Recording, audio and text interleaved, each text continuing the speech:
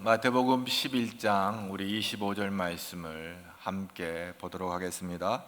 그때 예수께서 대답하여 이르시되 천지의 주제이신 아버지여, 이것을 지혜롭고 슬기 있는 자들에게는 숨기시고 어린아이들에게는 나타내심을 감사한. 그때가 어떤 때인가? 바로 앞선 20절에서 24절에 나오는 내용을 말하고 있습니다. 갈릴리 불신자들에 대한 예수님의 책망의 말씀이 있고 나서 오늘 25절의 말씀이 들어갑니다. 본문에 들어와서 복음을 순순히 받아들이는 자들에게 계시하시는 예수님의 감사기도, 그 다음에 수고하고 무거운 짐을 지고 가는 인생들을 향한 예수님의 초청을 오늘 본문 속에서 다루고 있습니다. 앞에 20절부터 등장하는 예수님의 책망은 바로 예수님께서 천국 복음을 선포하셨던 이 갈릴리 지역에 고라신, 벳세다, 가버나움이 등장하는데, 이 가버나움은 예수님께서 천국 복음을 선포하시는 전진기지, 선교 센터로 갈릴리에서 나사렛에서 나오셔서 가버나움을 선교 센터로 세우신 그 동네가 바로 그 성읍이 가버나움입니다. 그런데 이 지역들은 예수님께서 천국 복음을 전하시는 중심으로 많은 이적과 기사를 행하셨습니다. 그 결과에 대한 예수님의 평가가 20절, 21절, 23절에 등장합니다. 같이 한번 보겠습니다. 예수께서 권능을 많이 행하신 고울들이 회개하지 아니하므로 그때 책망하시되 화 있을진저 고라시나, 화 있을진저 벳세다야, 너희에게 행한 모든 권능을 두로와 시돈에서 행하였더라면 그들이 벌써 베옷을 입고 제에 앉아 회개하였으리라. 23절 가버나움아, 내가 하늘에까지 높아지겠느냐? 음부에까지 낮아지리라. 내가 행한 모든 권능을 소돔에서 행하였더라면 그 성이 오늘까지 있었으리라. 이 11장 23절의 말씀을 공동 번역으로 보면, 너 카파르나움아, 내가 하늘에 오를성 싶으냐? 지옥에 떨어질 것이다. 너에게 베푼 기적들을 소돔에서 보였더라면 그 도시는 오늘까지 남아 있었을 것이다. 갈릴리 사람들은 결국 예수님의 기적 행하는 것만 보았지 천국 복음을 듣고 회개하는 데에는 이르지 못했던 것을 보게 되집니다. 갈릴리 사람들은 예수 그리스도를 영접하고 받아들이는 데 관심이 없었고, 예수님께서 행하시는 기적과 자신들에게 돌아오는 현실적인 이익에 더 관심이 많았던 것입니다. 그래서 예수님께서 요한복음 6장 26절에 그들을 향하여 이렇게 말합니다. 다 같이 또 볼까요? 예수께서 대답하여 이르시되 내가 진실로 진실로 너에게 이르노니 너희가 나를 찾는 것은 표적을 본 까닭이 아니요 떡을 먹고 배부른 까닭이로다. 수많은 사람들이 오병이의 이런 놀라운 기적을 행할 때 그들이 배부르게 떡을 먹게 되어집니다. 그래서 마치 슈퍼스타 같이 아이돌 스타 같이 예수님의 가는 곳마다 사람들이 막 붐비고 예수님을 따라다니는 거예요. 그러니까 예수님께서 그들을 향하여 너희가 나를 따라오는 것은 떡을 먹고 배부른 까닭이다. 오늘날도 우리 교회 안에도 과연 이 갈릴리 사람과 같은 자들이 없는가? 그 타종교의 표현, 이건 좀 민망하긴 하지만 그 잿밥에만 관심이 있다고 하는 말 있잖아요. 염불에는 마음이 없고. 우리가 하나님 앞에 나와 예배가 중심이 안 되고 하나님을 섬기는 일에 중심이 안 되고 다른 어떤 일들이 교회 안에서 더 중요하게 여겨지게 되면 그것은 하나님 보시기에 합당한 인생이 아닌 거예요. 때론 세상에서 얻은 기득권이 하나님 앞에 나아갈 때 장애물이 됩니다. 더욱이 은혜를 받았다고 해서 누구나 다 그 책임을 다하는 게 아니에요. 그냥 은혜를 쏟아버리는 사람들도 많이 있거든요. 안타까운 현실이 아닐 수가 없습니다. 바로 이런 상황 속에서 예수님은 갈릴리 사람들을 책망하신 거예요. 그러면서 천지의 주제이신 하나님께 기도합니다. 천지의 주제는 뭐예요? 하늘과 땅의 창조자, 마스터, 메이커라는 의미가 있죠. 세상 만물과 인간의 생사화복을 주관하시는 하나님께 기도합니다. 그러면서 오늘 말씀에 이것을 지혜롭고 슬기 있는 자들에게 숨기셨다 그랬어요. 이 지혜롭고 슬기 있는 자들은 누구를 말하냐? 자칭 지혜롭다고 생각하는 바리새인과 서기관들을 가르칩니다. 또 이 바리새인과 서기관뿐만 아니라 예수님의 사역과 가르침을 받고도 예수님을 영접하지 않았던 모든 불신자들을 언급하는 것입니다. 스스로 지혜롭게 여기는 거예요. 마태복음 9장 3절에 보면은 마태복음 9장 3절 한번 봅니다. 어떤 서기관들이 속으로 이르되 이 사람이 신성을 모독하다. 예수님께서 이렇게 행하시는 일들을 보면서 트집을 잡는 거예요. 신성 모독죄다. 마태복음 9장 11절 한번 또 볼까요? 바리새인들이 보고 그의 제자들에게 이르되 어찌하여 너희 선생은 세리와 죄인들과 함께 잡수시는. 예수님은 죄인들을 가까이 하셨거든요. 연약한 자들, 병든 자들 치료하시고. 근데 그걸 또 투집을 잡는 거예요. 야, 너희네 선생님은 왜 죄인들하고 가깝게 지내? 마태복음 9장 34절 한번 볼까요? 바리새인들은 이르되 그가 귀신의 왕을 의지하여 귀신을 쫓아내니라. 병을 고치고 놀라운 일을 행하는데 그것 또한 트집을 잡아서 귀신의 왕을 의지하여 귀신을 쫓아냈다. 이렇게 예수님을 공격하는 거예요.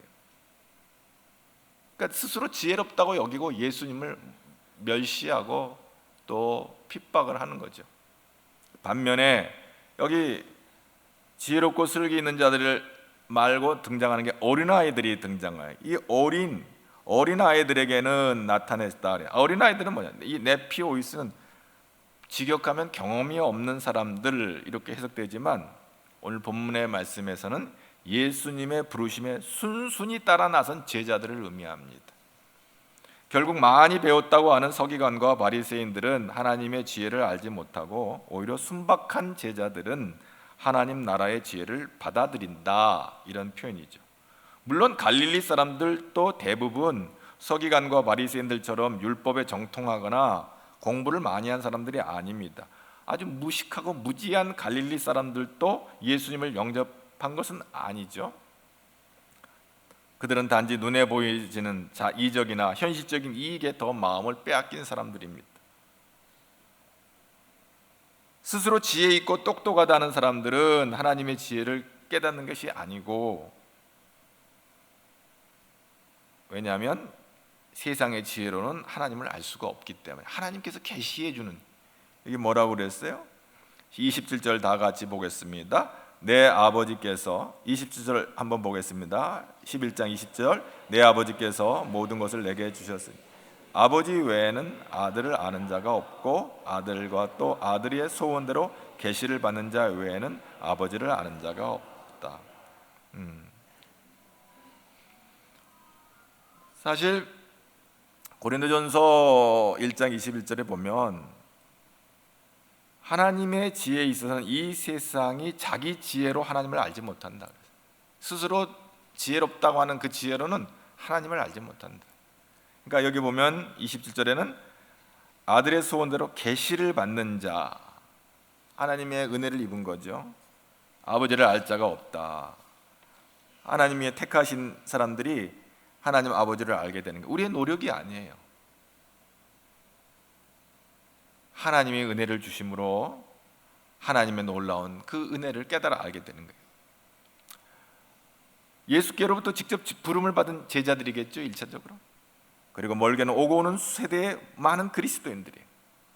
오늘 이 시간 저와 여러분과 함께 예배하는 여러분들에게까지 이 복음이 전해져서 하나님 앞에 나와 예배하는 예배자의 자리에 서게 된 거예요. 하나님의 은혜인 줄로 믿습니다. 그래서 오늘 지금 주님 부르고 계세요. 28절 뭐라고 불러요? 수고하고 무거운 짐진 자들아 다 내게로 오라 내가 너희를 쉬게 하리라. 수고하고로 이 번역된 이 코피온 테스는 육체적으로는 지쳐 있고 감정적으로는 용기를 잃거나 낙심한 상태를 말하는 거예요. 번아웃 된 거예요. 그러니까 여기서 수고했다고 하는 말은 낙담하거나 지쳐 있다고 하는 것이죠. 그런데 이 말씀은 이게 현재 분사형으로 썼기 때문에 이렇게 볼 수 있어요. 지금까지 계속 지치고 낙담 중에 있는 사람들아, 계속 과거부터 지금까지 인생의 크고 작은 어려움, 영적으로 육적으로 이모셔널 심정적으로 지쳐 있고 용기를 잃어버리고 낙심하고 있는데 쭉 이렇게 낙심하고 있는 자들아, 이렇게 부르는 거지. 그리고 여기서 짐진 자들이라고 번역되는 이 페퍼로티스 메노이는 자기의 의지가 아니라 누군가에 의해 무거운 짐이 지워진 사람들이에요. 그러니까 억울한 거고 답답한 거죠. 내 힘이 아니에요. 내가 의지해서가 아니라 누군가의 어떤 사람에 의해서 아니면 어떤 세력에 의해서 내 의지와 상관없이 무거운 짐이 내게 지워져 있어 그 무거운 짐을 지고 가는 인생이에요. 그러니까 오늘 이 말씀을 번역하면 이게 지금까지 계속 지치고 낙담 중에 있으며 누군가에 의해 무거운 짐이 지워져서 힘들어 살아가는 자들아, 내게로 오라. 내가 너희를 쉬게 하리라. 이렇게 번역을 할 수가 있는 것입니다. 그 지워진 짐, 내 의지가 아니라 누군가에 의해서 이 지워진 짐은 뭘까요? 1차적으로 바리새인과 서기관들이 백성들에게 요구한 무거운 율법적 관행이에요. 600개가 넘는 어마어마한 율법을 지켜야 구원받는다? 이건 너무 지치고 힘든 거예요. 뭐 다 지킬 수도 없지만 힘든 거예요. 어려워요. 불가능한 거예요. 그래서 마태복음 23장 4절에 그런 서기관과 바리새인들을 향해 예수님이 뭐라고 얘기하시는 줄 아세요? 23장 4절을 한번 보겠습니다. 또 무거운 짐을 묶어 사람의 어깨에 지우되 자기는 이것을 한 손가락으로도 움직이려 하지 아니하며. 백성들에게는 무거운 율법의 그 짐을 지어주고 이렇게 지켜야 구원받아 라고 하면서 자기들은 한 손가락으로도 움직이려 하지 않는다. 가장 위선적인 것이 아닐 수가 없습니다. 물론 이런 율법적인 어떤 무거운 짐도 있지만은 사실 이스라엘 백성들이 당시 살아갔던 그 시대적 배경으로 보면 로마의 압제 아래서 육체적으로도 정신적으로 지치고 쇠잔에 있었던 거지요. 무거운 세금을 내야 했고요. 로마의 그 통찰에 얼마나 힘이 들고 어려웠겠어요. 이건 뭐 어려운 얘기가 아닌 게 우리가 일제 36년 동안 일본에 의해서 고난을 받은 걸 생각하면 쉽게 알 수가 있습니다. 우리의 주권을 갖지 못하고 남의 나라가 와서 우리 땅을 자기 땅이라고 차지하고 앉아서 이 나라를 좌지우지할 때 우리 조선의 백성들이 얼마나 고통을 받았습니까? 로마의 치하에 있는 이런 정치적인 고통도 있는 거예요. 그리고 더 나아가서는 마귀가 우리에게 지은 죄짐이 있어요. 그 죄짐에 눌려가지고 우리는 어찌할 바를 모르는 것이죠. 오늘날 삶의 힘겨운 현장에서 각종 스트레스에 시달리면서 점점 이 복잡하고 참 이기심이 가득하고 또 세상에 욕망이 충만한 이 세상에 무거운 죄짐에 시달리고 있는 인생들이 얼마나 많았습니까? 독일의 그 베를린 예술대학 교수를 지내다가 최근 귀국하여 활발하게 저작 활동하며 강연을 하고 있는 한병철 박사가 있는데요. 40년 만에 우리나라에 처음 귀국했다고 그러죠. 그분이 처음 우리나라에 그 소개한 책은 지금부터 10년 전에 1910년에 피로사회라고 하는 그런 책입니다. 이 책이 독일어로 출간해서 유럽에 큰 반향을 일으키고 소문이 나서 이제 우리나라에도 이게 번역이 돼서 출간되었습니다. 그 책 속에 시대의 질병이 있다는 거예요. 그 시대의 질병이 뭐냐? 우울증, 주의력 결핍 과잉 행동 장애 ADHD, 경계성 성격 장애, 그 다음에 번아웃하는 이 탈진 증후군, 뭐 이런 것들이 현대인들에게 있어서 아주 그냥 전형적인 하나의 질병, 시대의 질병이라고 하는 거예요. 이런 질병은 육체의 질병이 아니라 마음의 질병입니다. 감정과 인격이 상처를 입어서 발생한 영혼의 질병입니다. 그러니까 이것은 우리가 요 근래에 코로나 때문에 굉장히 코로나 바이러스로 인해서 고생을 많이 했는데, 이런 박테리아나 바이러스성 질병이 아니라 신경성 질병이라는 것이죠. 근데 왜 이런 시대의 질병이 과거보다도 이 시대에 더 강력하게 이렇게 출몰 했느냐? 한병철 교수의 말에 의하면 긍정성의 과잉이다. 긍정성의 과잉이 이런 질병을 유발했다, 이렇게 진단합니다. 긍정성의 과잉이 뭔가 좀 더 들어보시길 바랍니다. 우리가 살고 있는 사회는 이 성취를 중시하는 성과 사회라는 것입니다. 능력 있는 사람이 대접받고 많은 걸 성취한 사람이 주목을 받는 성과 사회입니다. 성과 사회는 착한 사람을 선호하기보다는 많은 것을 생산하는 사람, 돈 많이 버는 사람, 성공한 사람에게 박수를 치는 것이죠. 예전에는 착함이 미덕이었는데 지금은 능력이 미덕이에요. 능력이 없으면, 무능하면 사람 취급 안 해요. 아무리 착해도 능력이 없으면 대접하지 않습니다. 철저하게 능력에 따라 서열 매기고 능력에 따라 몸값이 결정돼요. 연봉이 결정돼요. 그러므로 지나친 자기 채찍질이 능력을 넘어설 때 잘 해보려고 노력을 하는 거예요. 근데 능력은 안 돼. 그런데 안 되는 능력 갖고 해보려고 하니까 탈이 나는 거예요.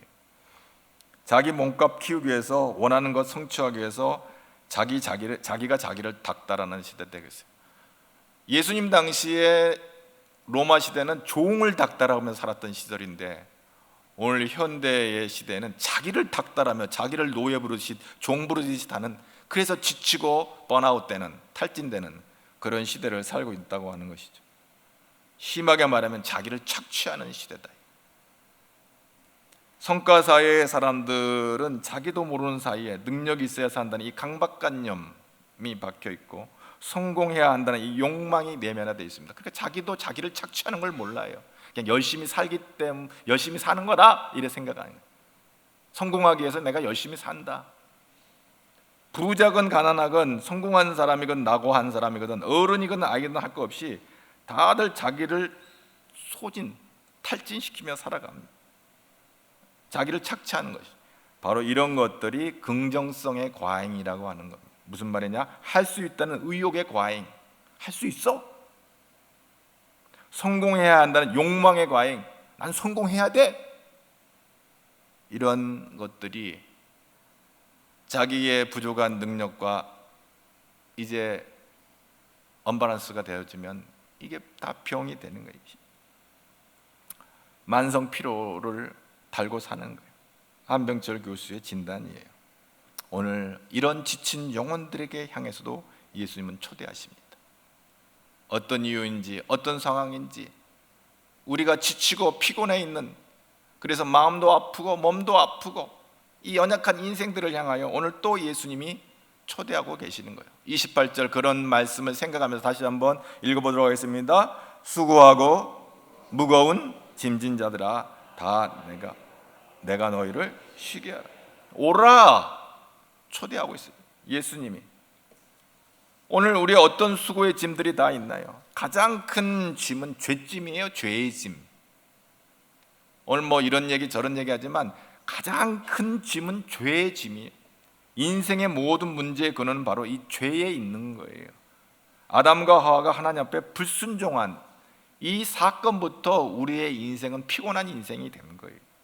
죄 때문에 수고하고, 죄 때문에 절망하고, 죄 때문에 고통스럽고, 죄 때문에 슬픈 거예요. 왜 여러분 마음에 평화가 없나요? 왜 자충우돌하나요? 왜 우리가 인생 자체가 질서가 깨져버렸나요? 바로 이 죄의 문제예요. 죄. 뿌리 없는 꽃과 같이 돼버린 거예요. 뿌리 없는 꽃은 아무리 화려하지만 곧 시들어 죽고 마는 거예요. 시간이 지나가면. 그래서 로마서 5장 12절에는 한 사람으로 말미암아 죄가 세상에 들어오고, 이 불순종으로 죄로 말미암아 사망이 들어왔대. 죽게 된 거예요. 그래서 꽃이 살려면 뿌리가 있어야 되는데 예수님 말씀하셨어요. 마태복음 4장 17절에 회개해라, 천국이 가까워졌다. 이게 지금 계속해서 갈릴리 사람들에게 증거했던 예수님의 복음이, 회개하라, 천국이 가까워졌다. 회개가 뭐예요? 돌아서는 거예요. 예수님은 죄인들이 하나님께로 다가가는 유일한 길인 것을 말씀하고 있어요. 그래서 요한복음 14장 6절에 나로 말미암지 않고는 아버지께 올 자가 없다고 이렇게 합니다. 그러면서 예수님은 세상의 모든 죄의 짐을 대신 짊어지셨어요. 요한복음 1장 29절에 보면 보라 세상 죄를 지고 가는 하나님의 어린 양이다. 우리의 모든 죄의 짐, 슬픔의 짐, 이 고통의 짐, 이 스트레스, 이 모든 인간의 한계, 인간의 능력을 할 수 없는, 근데 할 수 없음에도 불구하고 할 수 있다라고 생각하는 이 연약함들을 우리 주님이 십자가에서 이 주님이 다 짊어지신 거예요.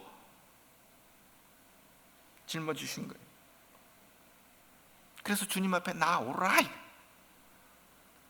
해도 안 되는 너의 그 한계를 가지고 나오라 이거예요. 우리의 죄짐을 주께 맡기고 십자가에 내려놓고 참 안식과 평안을 누리라. 그 무거운 짐으로 낑낑 매지 말고 주님께 내려놓으라. 이사야 1장 18절에 이사야 1장 18절 말씀에 그런 말씀이 있어요. 여호와께서 말씀하시되 오라 우리가 서로 변론하자. 너희 죄가 주홍 같을지라도 눈과 같이 희어질 것, 진홍같이 붉을지라도 양털같이 희게 되리라. 죄값은 사망이에요. 죄의 문제 해결 안 되지 않으면 죽어요. 우리의 죄의 문제를 해결해야 생명을 얻는 거예요. 오늘 요한복음 10장 28절도 이렇게 말씀합니다. 요한복음 10장 28절 다 같이 한번 보겠습니다. 내가 그들에게 영생을 주노니 영원히 멸망하지 아니할 것, 그들을 내 손에서 주 앞에 나가면 주께서 주시는 것은 영생이에요. 아멘. 주께서 빼앗을 자가 없다고 그랬어요. 거기에 참된 안식이 있어요. 거기에 참된 평화가 있어요. 주님 안에 있어요. 오늘 인생들이 고통받는 짐 가운데 하나가 질병의 짐이 있습니다. 이것은 육체적인 것이나 이모셔널한 것이나 다 마찬가지. 이 병으로 죽게 되면 아무 소용이 없습니다, 인생. 그러나 예수님은 우리의 모든 질병에서 치료받기를 소원하세요. 우리가 소원하는 것보다도 더 강력하게 소원하세요. 마태복음 8장 3절 말씀을 같이 또 읽어보겠습니다. 예수께서 마태복음 8장 3절입니다. 예수께서 손을 내밀어 그에게 대시며 이르시되 내가 원하노니 깨끗함을 받으라 하시니 즉시 그의 나병이 깨끗하여지. 한 나병 환자가 예수님 앞에 달려 나왔어요. 예수님 앞에 무릎을 꿇고 예수님 원하시면 내가 깨끗할 수 있겠나이다 이렇게 말해요. 그러니까 예수님이 내가 원하는 건 이리다. 깨끗함을 받으라. 아멘. 오늘 주께서 오늘 말씀하시고 내가 원하는 일이다. 너의 마음이 아픈 거, 너의 육신의 아픈 거, 깨끗하게 치료받는 거, 그거 내가 원하는 일이다. 아멘. 하나님 앞에 나가 여러분의 그 질병을 내려놓고 주님 원하시면 깨끗하게 치료될 줄로 믿습니다. 고백할 때 내가 원하노니 깨끗함을 받으라 말씀하시는 것이. 예수님의 공생의 3년 반 동안 예수님이 많은 사역을 하셨는데 그 중에 3분의 2 시간을 병든 자를 치료하고 병든 자를 고치는 일에 열심을 내셔서 천국 복음을 전하시는 것을 보게 됩니다.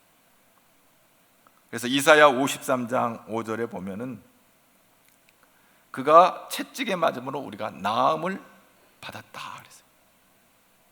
예수님께서 빌라도 뜰에서 모진매를 맞으셨는데 여러분 그 율법에 의해서 맞는 그 매는요 39대예요. 40에 하나 감한 매예요. 살이 찢겨지고 살결이 떨어져 나가고 피를 흘렸어요.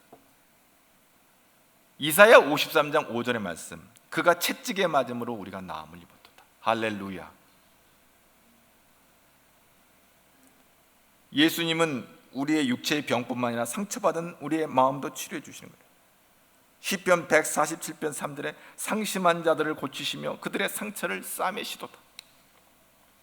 우리 예수님은 어제나 오늘이나 영원토록 동일하신 하나님이세요. 예수님이 우리에게 말씀하세요. 내 믿음대로 치료받을지어다 말씀하시니 그 은혜가 저와 여러분 안에 임하기를 축복합니다. 세 번째 짐 같은 짐 중에 물질의 짐이 있어요. 아담과 하와가 범죄하기 전에 에덴 동산은 가난하지 않았어요. 부족한 게 없었어요.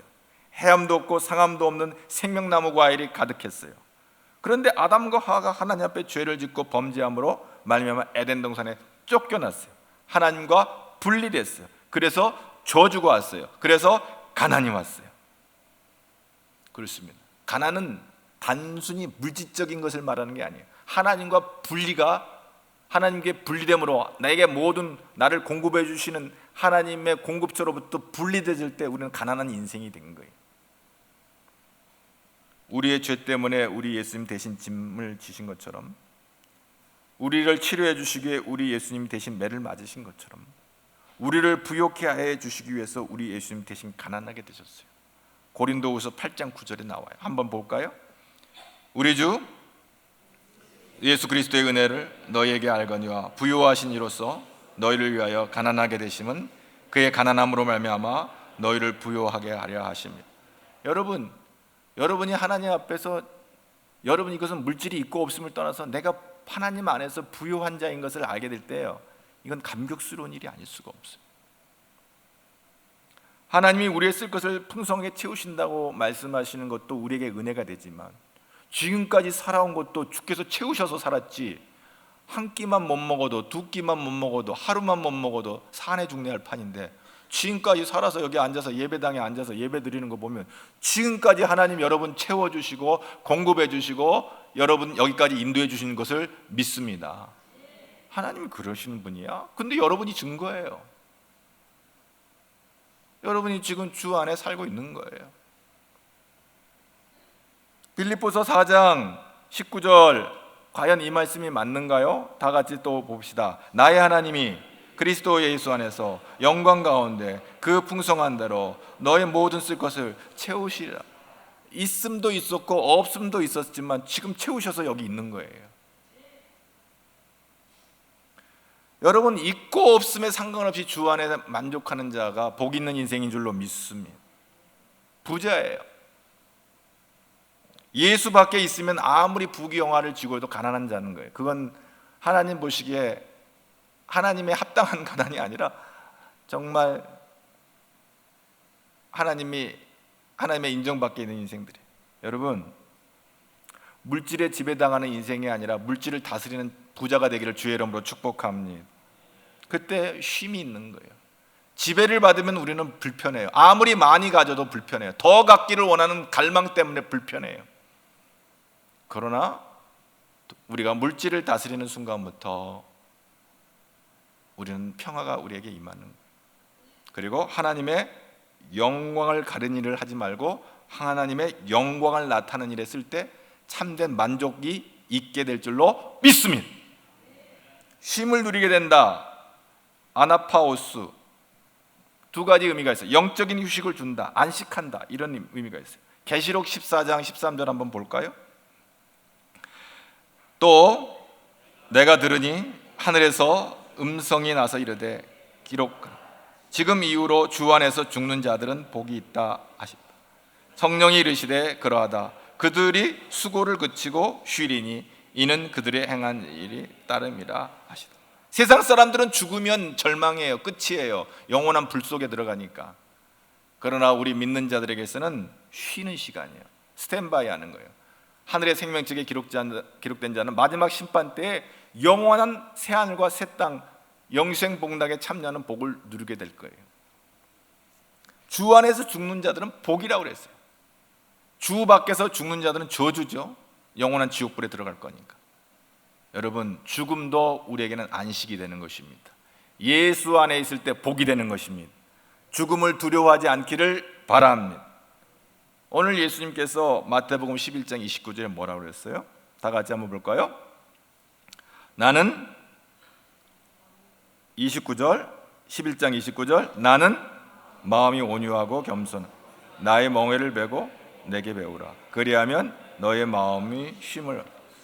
여기 온유와 겸손, 이 멍에, 여기 보면 온유와, 나는 마음이 온유하고 겸손하다, 나의 멍에를 메고 내게 배우라 그랬어요. 여러분, 여기서 예수님의 멍에가 뭔가, 여기서 말하는 이 쥐고스는 두 마리의 짐승이 함께 일을 할 수 있도록 목에 설치하는 도구죠. 일하는 짐승들이 짐을 지거나 주인의 명령을 따르도록 돕는 장치입니다. 근데 은유적인 표현으로 이 멍에는 순종입니다. 순종, 섬김, 순종과 섬김. 그러니까 이 멍에를 말할 때 나의 멍에, 순종과 섬김, 아버지께 순종했던 이 예수님처럼 우리가 이 순종, 섬김의 멍에를 메고 배우라 말씀. 그럼 온유는 뭐예요? 프리워시라는 이 말, 낮아지고 겸손한 상태죠. 그리고 이 겸손은 뭐예요? 타테이노는 낮춘다는 말이죠. 이 온유와 겸손의 하이라이트가 예수님이 십자가 지신 거예요. 예수님의 낮아지심, 십자가에 달리심으로 그 절정을 이루었어요. 그렇게 낮아지셨어요. 빌립보서 2장 5절, 6절, 7절, 8절 보겠습니다. 너희 안에 이 마음을 품으라. 곧 그리스도 예수의 마음. 그는 근본 하나님의 본체시나 하나님과 동등됨을 취할 것으로 여기지 아니하시고 오히려 자기를 비워 종의 형체를 가지사 사람들과 같이 되셨고 사람의 모양으로 나타나사 자기를 낮추시고 죽기까지 복종하셨으니 곧 순종과 섬김으로, 온유와 겸손과 순종과 섬김으로. 그러니까 오늘 29절을 읽을 때 나는 마음이 온유하고 겸손하다는 말은 나는 너희를 위해서 십자가를 졌다. 그렇게 나를 낮췄다. 나의 멍에, 나의 순종과 섬김, 아버지의 뜻은 내 뜻대로 마옵시고 아버지 뜻대로 되기를 원합니다 하고 십자가를 진 이 순종의 사건, 주님께서 내 무거운 짐을 십자가에 못 박음으로 우리는 자유케 된 줄로 믿습니다. 거기에 안식과 평화가 있는 것. 내가 짊어질 이 모든 죄의 짐, 질병의 짐, 물질의 모든 질고의 짐들을 다 예수님이 십자가에 다 지심으로 나의 영이 살고 내 육이 살고 내 마음이 평안을 얻게 되는 것입니다.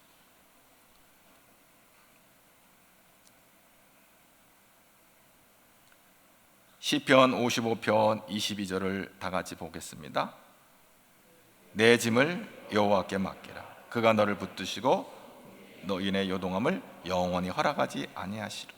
내 짐을 여호와께 맡기고 너가 흔들리는 것을 허락지 않는다. 어쩔까 안절부절 절망하고 고통하는 거. 시편 68편 19절 말씀, 우리 하나님은 우리에게 이렇게 원하세요. 다 같이 봅니다. 날마다 우리의 짐을 지시는 주 곧 우리의 구원이시. 너가 30년 전에 예수 믿을 때 내 짐 진 걸로 끝난 게 아니라 날마다 그때부터 지금까지 주 앞에 나가 엎드려 주님 내가 이것이 무겁습니다 라고 하나님 앞에 내려놓을 때마다 우리 주께서 그 짐을 날마다 우리의 짐을 져주시는, 우리의 구원하신 하나님을 찬송하는 저와 여러분 되기를 주의 이름으로 축복합니다. 오늘도 여전히 우리 하나님은 여러분의 짐을 져주시기를 원하고 있어요. 우리의 인생은 살다 보면 크고 작은 어제의 짐이 따르고 오늘의 짐이 따라요. 그래, 짐을 질 때마다 주님 내가 이걸 감당할 수 없사오니 주님 나의 짐을 져주십시오 라고 주께 의뢰할 때마다 우리에게 참된 평안과 안식과 위로와 능력이 우리에게 임할 줄로 믿습니다. 그래서 우리는 그의 이름을 찬양하는 거예요. 그의 이름을 찬양하는 거예요. 수고와 슬픔뿐인 인생들이 예수님 앞에 나오기만 하면 이 모든 은혜가 우리에게 임하는 줄로 믿습니다. 시편 기자가 뭐라고 했어요? 90편에 인생이 70이요 강건하면 80이라도 연수의 자랑은 수고와 슬픔뿐이다. 그러나 이 모든 것을 이기게 하시는 우리 하나님을 찬송하며 날마다 주님 앞으로 나아가기까지, 주님의 저 하늘나라에 이르기까지 믿음으로 승리하는 저와 여러분 되기를 주의 이름으로 축복합니다.